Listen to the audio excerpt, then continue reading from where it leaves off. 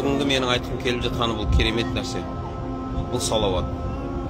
Салауат айтып адамдар өмірде қарыздарынан құтылған. Салауат айтып өмірлерін өзгерткен. Қарашы, салауаттың кереметін айтайын. Кімде кім пайғамбарға саллаллаху алейхи уассалам салауат айтса, ол ата-анасына жақсылық жасаған болады дейді. Сіз қалай жақсылық жасауыңыз мүмкін ата-анаңызға? Пайғамбар саллаллаху алейхи уассалам айтады ғой, кім маған салауат айтса, Алла тағала маған рухымды қайтарады, мен оған жауап беремін деген сөз бар еді ғой. Соны біздің айтқан салауатымызды Пайғамбар саллаллаху алейхи уассаламға періштелер жеткізеді екен. Сонда олар не деп айтады? Жарқын саған сәлем айтып жатыр демейді, жарқын салауат айтып жатыр демейді. Тұрта ұлы жарқын саған салауат айтып жатыр деп сіздің әкеңізбен бірге атайды екен сіздің атыңызды.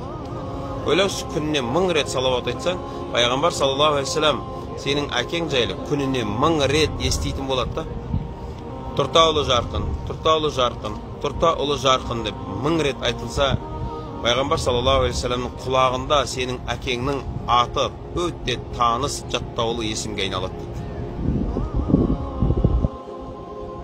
Бір күні Пайғамбар саллаллаху алейхи уассалам сахабалармен отқан кезінде айтады, ертең кімде кім маған бір салауат айтатын болса, Алла тағала ол адамға 10 салауат айтады, 10 жақсылық жазады, 10 жамандығын өшіреді. Және Пайғамбар саллаллаху алейхи уассалам айтады, кімде кім маған салауат айтса, маған сәлем айтса, Алла тағала маған рухымды қайтарады, мен ол адамға жауап беремін дейді.